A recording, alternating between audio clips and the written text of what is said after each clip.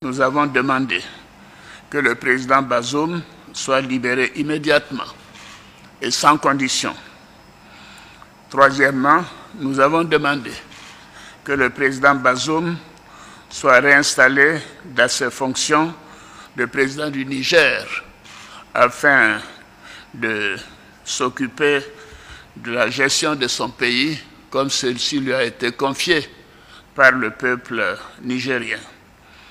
Les chefs d'État de la CEDEAO, bien sûr, une fois que ces conditions seront remplies, les chefs d'État de la CEDEAO demanderont au président Bazoum de faire preuve de clémence en vue du renforcement de la réconciliation et de la démocratie.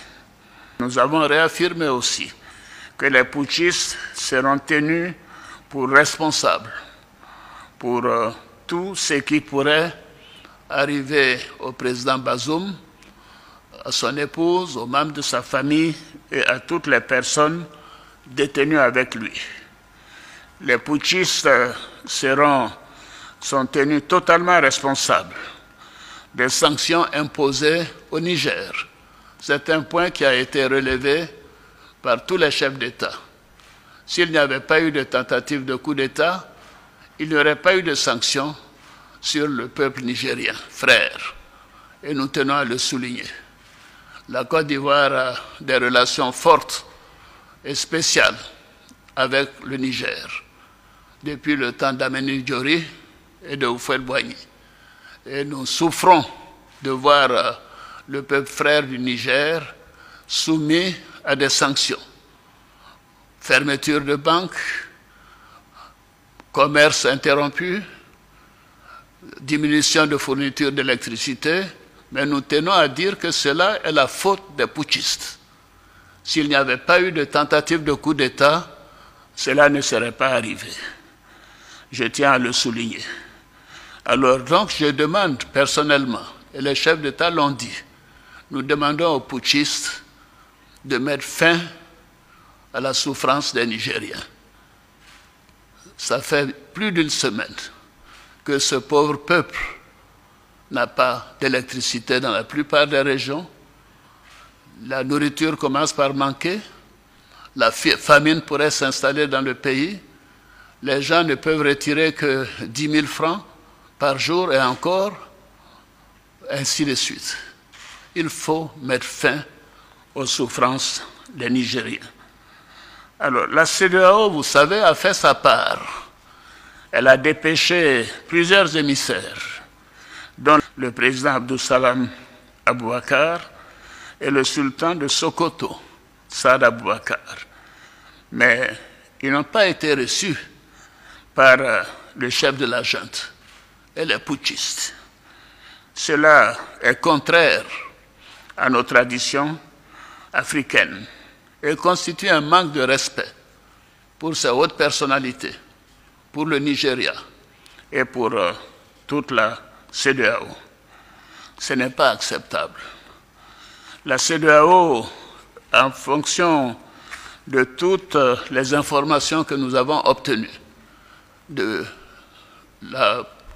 constat de manque de volonté de la part des putschistes de rendre le pouvoir au président démocratiquement élu, la CEDEAO, les chefs d'État ont décidé d'activer la force en attente et de déployer cette force pour rétablir l'ordre constitutionnel au Niger.